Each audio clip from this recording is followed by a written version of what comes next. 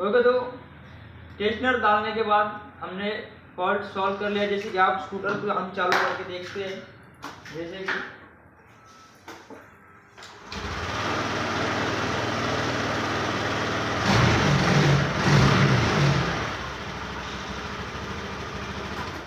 कि आप देख सकते हो नॉइस पूरा बंद हो गया।